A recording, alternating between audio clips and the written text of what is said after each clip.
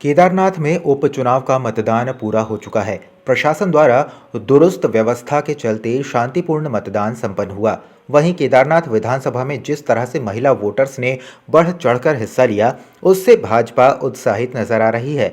जिसको लेकर भाजपा प्रवक्ता सुनीता विद्यार्थी ने कहा कि जिस तरह से महिला वोटर्स ने मतदान में बढ़ चढ़कर हिस्सा लिया है, उससे साफ जाहिर है कि भाजपा की महिला प्रत्याशी को उनका प्यार और स्नेह मिल रहा है, जो भाजपा की विजय को सुनिश्चित करेगा। की मातृशक्ति बढ़ चढ़कर मतदान कर रही है और प्रत्येक वर्गों से हमें जो है पूरा स्नेह और आशीर्वाद मिल रहा है। इस बार की जो जीत है पिछली जीत से कहीं ज्यादा मतों से होगी और बहुत प्यार आशा नौटियाल जी को मिल रहा है। और भाजपा ने जिस प्रकार से जो विकास कार्य किए हैं उस पर मोहर लग रही है। कैबिनेट मंत्री गणेश जोशी ने 10 करोड़ रुपए की लागत से बन रहे सामुदायिक केंद्र का निरीक्षण किया। इस केंद्र का निर्माण कार्य तेजी से चल रहा है और इसे जनवरी महीने में जनता को समर्पित किया जाएगा। मंत्री ने बताया कि ये केंद्र क्षेत्र की 40,000 से अधिक आबादी के लिए एक बड़ी सुविधा साबित होगा। यहाँ एक साथ 2 से 3 शादी समारोह या अन्य कार्यक्रम आयोजित किए जा सकेंगे। क्योंकि यहाँ पर एक पुरुष सैनिक बंधुवर्गीय लोग, गरीब लोग यहाँ पर रहते हैं और उनकी प्रगति अलाउ नहीं करती थी। जो आदमी 2-2.5 लाख रुपए टेंट में खर्च कर देगा, वेडिंग प्लान में खर्च करेगा, फिर वो बेटी को क्या देगा और क्या काम करेगा। लेकिन इसको बनने के बाद यहाँ के लोगों को राहत मिलेगी और इसके लिए मैं कैंप बोर्ड का, क्योंकि जब तक जगह नहीं मिलती हम पैसा दे सकते हैं लेकिन जगह नहीं हमारे पास नहीं थी, तो यहाँ की तत्कालीन सीओ तनु ने मुझे ये जगह दी और मैं यहाँ की जीओसी का सभी का आभार व्यक्त करता हूँ। मंत्री जी का, मुख्यमंत्री जी का और यहाँ की सरकार का बहुत बहुत धन्यवाद देता हूँ कि उन्होंने ये फंड्स उपलब्ध कराए और शीघ्र ही ये सामुदायिक केंद्र जो है वो अपना तैयार हो जाएगा और मेरे ख्याल से नए साल में ये तैयार होकर कैंटोनमेंट बोर्ड को सौंप दिया जाएगा। उपभोक्ता एवं खाद्य नागरिक आपूर्ति मंत्री रेखा आर्य की रायपुर स्थित स्पोर्ट्स कॉलेज में बैठक आयोजित की गई। बैठक में प्रदेश के राशन डीलर्स की विभिन्न समस्याओं के संबंध में विस्तार से चर्चा की गई।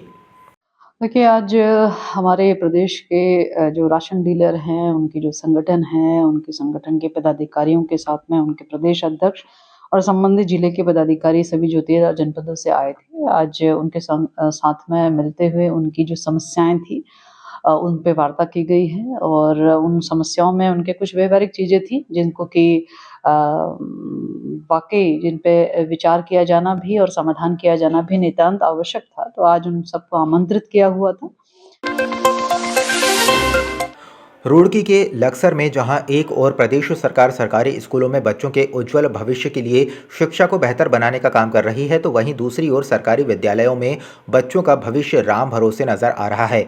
बता दें, पूरा मामला बहादुराबाद विकास खंड क्षेत्र के रानी माजरा गांव में स्थित कस्तूरबा गांधी आवासीय बालिका विद्यालय से सामने आया है, जहां विद्यालय में पढ़ने वाली छात्राओं से भोजन बनवाया जा रहा है और छात्राओं से जूठे बर्तन तक धुलवाए जा रहे हैं। यहां तक कि बालिकाओं का आरोप है कि उन्हें जूठे बर्तन का दूध तक दिया जा रहा है। अरे धो रही हूं इसको, अरे धो तो लूं अच्छे तरीके से।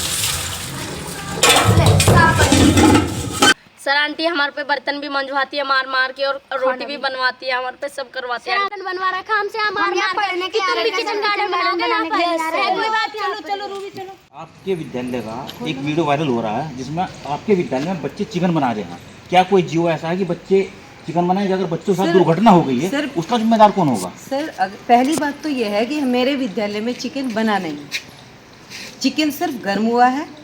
दूसरी बात यह है कि 20 बच्चों ने कहा था मुझे कि हम चिकन खाना चाहते हैं और मैंने अपने जो खंड शिक्षा अधिकारी है उनसे पहले अनुमति ली थी और उन्होंने कहा था कि मैम आप चिकन खिला सकते हैं, बच्चों को अलग बर्तन में खिलाएंगे और आप जो है जो हमारा किचन है किचन के बाहर खिलाएंगे। मैडम, आपके विद्यालय का तो वीडियो वायरल हो रहा है, जो बच्चे बना रहे हैं। बना नहीं रहे हैं सर, वो सिर्फ उसको वो कर रहे हैं, क्या कहते हैं, गर्म कर रहे हैं। सरकारी चीनी मिल का कैबिनेट मंत्री प्रेमचंद अग्रवाल ने विधिवत रूप से उद्घाटन किया। इस दौरान कैबिनेट मंत्री प्रेमचंद अग्रवाल ने कहा कि शुगर मिल के चलते डोईवाला की आर्थिक स्थिति निश्चित तौर पर मजबूत होती है और किसान 1 साल तक अपने खेतों में मेहनत कर गन्ने की फसल तैयार करता है और मिल के चलने से किसानों के चेहरे खिल जाते हैं। मुख्य रूप से यहाँ गन्ने की ही फसल होती है और गन्ना किसान के चेहरे पे खुशी तब आती है जब उसको पूरा उसका दाम मिलता है या उसका मूल्य उसको प्राप्त होता है। मैं धन्यवाद दे रहा हूँ अपनी सरकार का, जिन्होंने पिछले वर्ष का जो गन्ना मूल्य था उसका पूरा भुगतान किया है। और निश्चित रूप से हमारी भारतीय जनता पार्टी की सरकार, माननीय धामी जी की सरकार किसानों के प्रति हमेशा एक गंभीरता उसने दिखाई है। और वैसे तो मैं कह सकता हूँ, चाहे किसान हो, चाहे कर्मचारी हो, चाहे जनता हो, सभी के हित में हमारी ये सरकार काम कर रही है।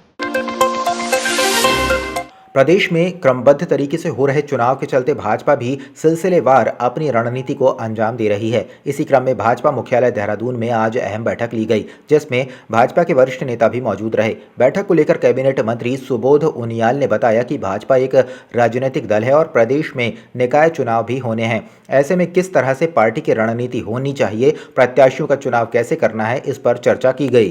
राजनीतिक दल है भारतीय जनता पार्टी और निकाय चुनाव होने राज्य में होने हैं। किस तरह से निकाय चुनाव लड़े जाएं, जीतने की क्या रणनीति है, उसको लेकर चर्चा हुई है।